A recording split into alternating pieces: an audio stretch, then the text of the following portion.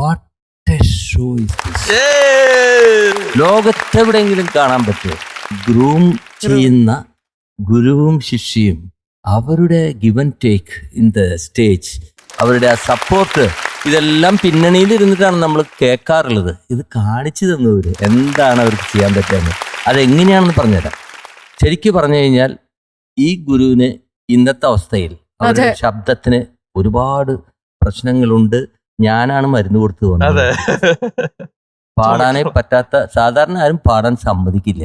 പക്ഷെ തൻ്റെ ശിഷ്യയ്ക്ക് വേണ്ടി എൻ്റെ ശബ്ദം എന്തോ ആയിക്കോട്ടെ എന്ന് പറഞ്ഞിട്ട് ഇവിടെ ഒരു ത്യാഗം ചെയ്ത് പാട്ട് ഗംഭീരമായിട്ട് പാടി.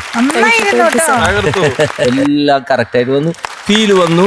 അവരുടെ ആ ജെസ്റ്റർ, ആ ആറ്റിറ്റ്യൂഡ്, ബോഡി ലാംഗ്വേജ്, കൂടെ പാടുന്ന ആൾ എന്തൊരു കോൺഫിഡൻസോട് കൂടിയിട്ടാണ് പാടിയത്. ആൻഡ് ഹെർ വോയിസ് നമുക്ക് ഒന്നും പറയാൻ പറ്റില്ല. എന്തൊരു നാച്ചുറൽ, എന്തൊരു ഫീൽ ആ വോയിസിൽ, ആ ഫീൽ കറക്റ്റായിട്ടുണ്ട്. ഏത് പാട്ട് പാടിയാലും ഉണ്ട് കേട്ടോ.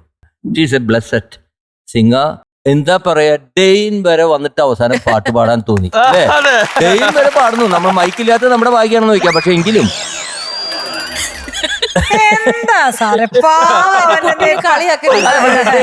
സ്പിരിറ്റാണ് ഞാൻ പറഞ്ഞത്. He had the spirit. എനിക്ക് ഇവിടുന്ന് പാടുന്നൊക്കെ തോന്നുന്നു, പക്ഷെ മൈക്കിന്റെ മുമ്പിൽ അതുകൊണ്ട് പാടി. നിങ്ങൾക്ക് അറിയൊരു കാര്യം, ഈ എൻറ്റയർ സെറ്റിൽ ഏറ്റവും വലിയ ഡാർലിംഗ് ഡെയിൻ ആണ്. മ്യൂസിക്കൽ വൈഫിന്റെ ഡാർലിംഗ് ആണ് ഡാർലിംഗ് ചക്രക്കുട്ടൻ. All the best. സാദിയ കുട്ടി, രാധിക കുട്ടി, രണ്ടുപേർക്കും നന്നായി എൻജോയ് ചെയ്തു ഞങ്ങള്. ചില നേരങ്ങളാണ് ഞങ്ങൾക്ക് ഇതൊന്നും ഇല്ലാതെ പേന പേപ്പർ എന്നും പറഞ്ഞ് ഞങ്ങൾ ഇവിടെ എൻജോയ് ചെയ്യട്ടെ എന്ന് ആ ഒരു നിമിഷം. പേനയും പേപ്പറൊന്നും ഉണ്ടായിട്ടില്ല ഇവിടെ. ഞങ്ങൾ അതൊക്കെ ഇല്ലാതെ എൻജോയ് ചെയ്യുന്നത് ചില നേരങ്ങളാണ്. അതിലൊരു നേരമായിരുന്നു ഇന്ന്. സാദിയയുടെ വോയിസ് ഇന്ന് എക്സലന്റ്. തുടക്കം തൊട്ട് അവസാനം വരെ നന്നായി എൻജോയ് ചെയ്തു. ഇനിയിപ്പോ എപ്പോഴും രാധിക വന്ന് ഇരിക്കണോ സാദിയ? രാധിക ഇല്ലാണ്ട് 99.5 അതെ മേടിച്ച. ശരിയാണല്ലോ, ശരിയാണല്ലോ.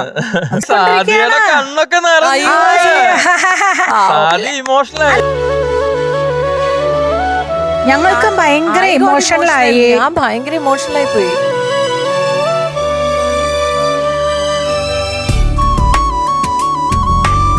ഇതുപോലുള്ള സന്ദർഭങ്ങള് ഇതൊന്നും യൂസ് ചെയ്യാതെ നമ്മൾ എൻജോയ് ചെയ്യുന്ന സന്ദർഭങ്ങൾ വളരെ കുറവാണ്. പക്ഷെ നിങ്ങളത് അങ്ങനെ ആക്കി തരുമ്പോഴത്തേക്കും നമുക്ക് എന്തൊരു സന്തോഷമാണ്. എത്ര കോൺഫിഡൻ്റ് ആയിട്ടാണ് പാടി, എന്ത് രസമായിട്ട് പാടി. ഈ പാട്ട് ബുദ്ധിമുട്ടുള്ള പാട്ടാണ്, ചുമ്മാ ചില്ലറ കാര്യമൊന്നുമല്ല.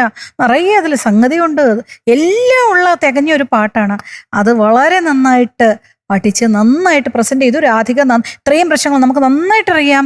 ഒരു ഫീമെയിൽ സിംഗറിന് ഈ മൂക്കും ഇതും കോൾഡൊക്കെ വന്ന് അടഞ്ഞിരിക്കുമ്പോൾ നമ്മള് MG റോഡിൽ പോകണമെന്ന് തോന്നുന്നു, നമ്മൾ കടവന്ത്രയ്ക്ക് പോകും. നമ്മളറിയാതെ അത് തിരിച്ചു വിടും എന്ന് പറഞ്ഞാൽ നമുക്ക് സാ പാടണം നോക്കിയാൽ നീ ആയിരിക്കും വരണത്. ആ ഒരു അതാണ് ഉദ്ദേശിച്ചത്. നമ്മുടെ തൊണ്ട സാന്ന് പറഞ്ഞാൽ ചിലപ്പോ അങ്ങോട്ട് പോകും. കാരണം കൺട്രോൾ ഇല്ലാത്ത ഒരു നേരമാണ് ഈ കോൾഡും കഫും ഇത് വന്ന. രാധിക സ്ഥാനത്ത് ഞാൻ വരില്ല എന്ന് പറഞ്ഞേനെ. പക്ഷെ ആ കൊച്ച് രാധിക വന്നു, നന്നായി പാടി. ഞാൻ കരുതി മാമിന് തീരെ വയ്യായിരുന്നു, ഞങ്ങൾ പ്രാക്ടീസ് ചെയ്തിട്ടേ ഇല്ല. മാമിന് ഒട്ടും വയ്യായിരുന്നു. മാം ഇങ്ങനെ മൂളിയാണ് എനിക്ക് പറഞ്ഞു തരുന്നത്. ഈ പാട്ടെടുത്തപ്പോ തന്നെ ഞാൻ ചോദിച്ചു മാമിനോട് എനിക്ക് പറ്റുമോ എന്നുള്ളത്. അപ്പൊ മാം പറഞ്ഞു നിനക്ക് പറ്റും, ഞാൻ റെഡിയാക്കി തരാമെന്ന് പറഞ്ഞു. പക്ഷെ ഇവിടെ വന്നപ്പോ മാമിന് തീരെ വയ്യ. എന്നിട്ടും ഞാനപ്പോ ഓർത്തു ചിലപ്പോ മാം മാറി വേറെ ആരെങ്കിലും വരുമായിരിക്കും എന്നൊക്കെ ഞാൻ ഓർത്തു. അതാണ് ഒരു റിയൽ ആർട്ടിസ്റ്റിന്റെ സ്പിരിറ്റ്. അതാണ് സാദിയ. രാധികേനെ കുറെ കാലമായിട്ട് എനിക്കറിയാം. രാധിക പാടാൻ വരുമ്പോഴും അത് കഴിഞ്ഞിട്ട് ഇവിടെ നിന്നിട്ട് ആസ് എൻ ആർട്ടിസ്റ്റ് ഇവിടെ ഇരുന്നതും എല്ലാം എനിക്കറിയാം. അത് കാരണം എനിക്ക് ഇന്നത് ഭയങ്കര ഇമോഷണലാണ്. കാരണം 2013 ഞാൻ കരഞ്ഞു. അതെന്താന്ന് വെച്ചാൽ മനസ്സ് നിറഞ്ഞിട്ടാണെടാ. നീ ഈ പറഞ്ഞ പോലെ എനിക്കിഷ്ടമുള്ള സൗണ്ടുകളിൽ ഒരു ടൈപ്പ് സൗണ്ടാണ് രാധികയുടെ. എല്ലാവർക്കും കുറേയും കൂടെ ഹൈസ് കൂടുതലുള്ള സൗണ്ടാണ് എപ്പോഴും നമ്മുടെ ഇന്ത്യൻ മ്യൂസിക്കിൽ എപ്പോഴും. എന്റെ ഉൾപ്പെടെ കുറച്ചൊരു ഹസ്കി ആയിട്ടുള്ള, അല്ലെങ്കിൽ അത്ര റൗണ്ടഡ് അല്ലായിട്ട് ഹൈസ് കൂടുതലില്ലാത്ത ബേസും മിഡും കൂടുതലുള്ള വോയിസ് ആണ്. അതിന് ഞങ്ങൾ ഓർക്കസ്ട്രയിൽ പറയും you must be knowing. Violin നമ്മൾ പണ്ട് കാലത്ത് എല്ലാവരും വയലിനാണ് ഉപയോഗിച്ചിരുന്നത്.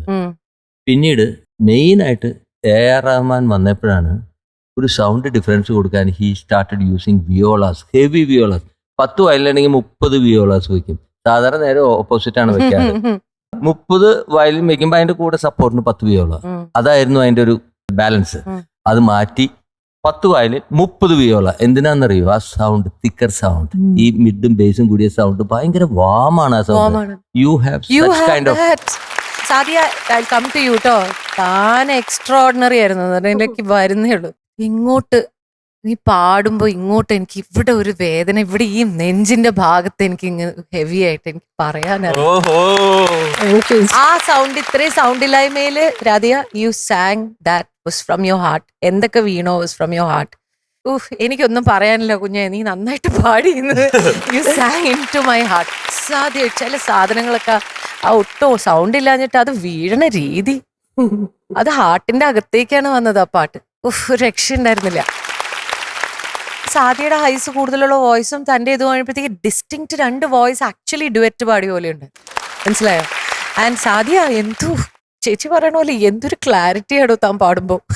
ആദ്യത്തെ ഇത് തുടങ്ങി അങ്ങോട്ട് നല്ല രസമായിരുന്നു, ഭയങ്കര ഗിവ് ആൻഡ് ടേക്ക് ആയിരുന്നു. ആൻഡ് രാധിക, ഒരുപാട് നീ പാടും. എൻ്റെ മനസ്സിന്റെ ഏറ്റവും വലിയ പ്രാർത്ഥനയും ഏറ്റവും വലിയ വിഷുവാണ് നിനക്ക്. എനിക്ക് വിഷ് ചെയ്യാൻ മാത്രമേ പറ്റുള്ളൂ. ഹഗ്സും വിഷും മാത്രമേ എനിക്ക് നിനക്കുള്ളൂ. എല്ലാം അടിപൊളിയാകും. ഓക്കെ, അപ്പൊ സേ താങ്ക്സ് ടു യുവർ മെന്റോ. ഇവിടെ വന്ന് പാടിയ 2 പേരെന്തിയേ? അവർ ഓടിപ്പോയോ? അവർക്കും താങ്ക് യു.